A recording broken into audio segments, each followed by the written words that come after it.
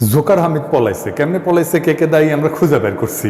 আজকের এপিসোডে প্রমাণ সহ সব দেখাই দেব। তবে তার আগে আমাদের কিছু জিনিস আলাপ করা দরকার।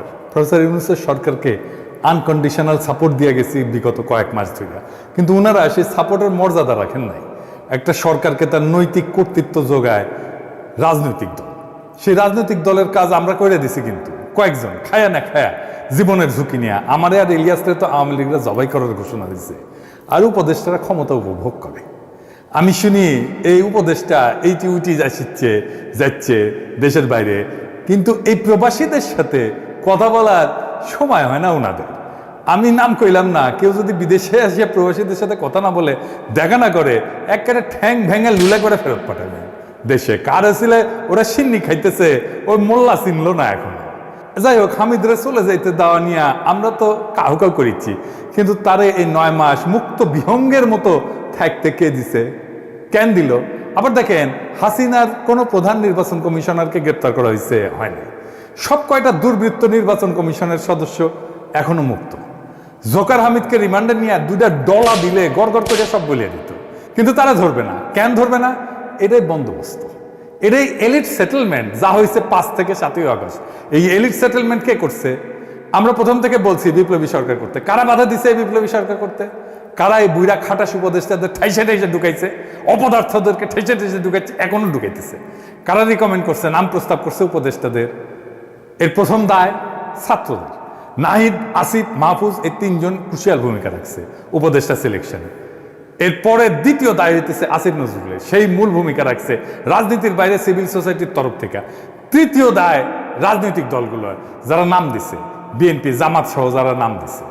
আর তারপরে চতুর্থ হইতেছে সুশীল সমাজ, যারাও নাম টাম দিচ্ছে আর কি। এছাড়া যারা এই সরকারের নানাভাবে নিজেদের লোক ঢুকেছে, যেমন আলী রিয়াজ, বদিউল আলম মজুমদার, শিরিন হক, এরকম স্টেক হোল্ডার আছে কিছু যারা সরকারের ঘনিষ্ঠ, তারা তাদের লোক ঢুকায়। উদাহরণ দেব, এই যে মনির হায়দার রে বিশেষ সহকারী করে ঢুকাইছে আলী রিয়াজ আর বদিউল আলম মজুমদার। কোন ক্রাইটেরিয়া নিছেন আপনারা? আমাদের কি কনক সারা ছিল না? তো ওরে নিতে পারতেন না ওই জায়গাটা? সেটা তো নিবেন না, সেটা তো নজরে আসবে না, চোখে পড়বে না।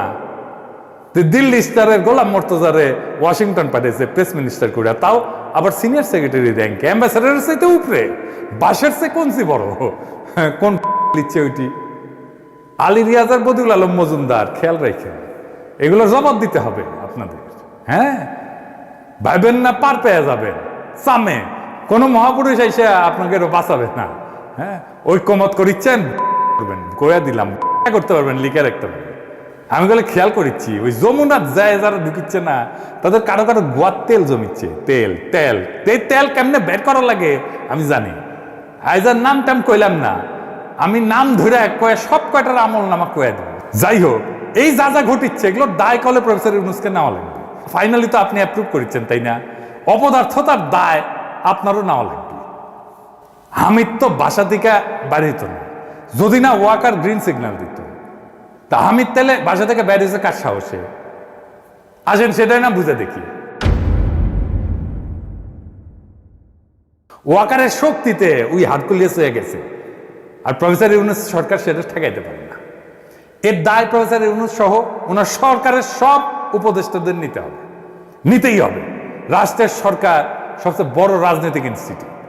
আপনার উপদেষ্টারা সব কয়টা অরাজনীতি, রাজনীতির কিছুই বুঝেন না, বুঝেন না আপনারা, কিন্তু ভাব দুজানির বেলা আম্বিয়া সব কয়টা। তাই রাজনীতিটা করিচ্ছে ওয়াকার। আপনারা তো রাজনীতি করবেন না, পণ করিছেন রাজনীতি করবেন না, বুঝবেনও না। আবার খায় এসেছে আপনাদের 5 বছর ক্ষমতার থাকবে, পাবলিকে আন্দাই দিবে 5 বছর। একেবারে পাবলিকের ডলা খাইতে না চাইলে ড্যামেজ কন্ট্রোলের জন্য আজকে হাসিনার সব কয়টা প্রধান নির্বাচন কমিশনারকে গ্রেপ্তার করেন, আর জনগণের কাছে মাপ চান হাত জোর কইরা, যে আমরা ভাল শুন, মাপ কইরা দেন। জুলাই চার্টার লেখার কথা ছিল কবে? 5 আর 6 আগস্ট 2024-এ। ওই 2-3 দিন ধান্দা করিছে, কে উপদেষ্টা হবি, কে কোন মন্ত্রণালয় নিবি, কে কেমনে ধান্দা করবি, কে নায়ক হবি, কে মাস্টার মাইন্ড হবি। জুলাই চার্টার লেখা থাকলে প্রফেসর ইউনূসের হাতে একটা ম্যান্ডেট কাগজ ধরে দেওয়া যেত। এটা ছাত্রদের মনে হইলে ডিসেম্বরে গিয়ে চোর পালাইছে, তখন বুদ্ধি বেরিয়েছে, তখন চার্টার করা লাগবে।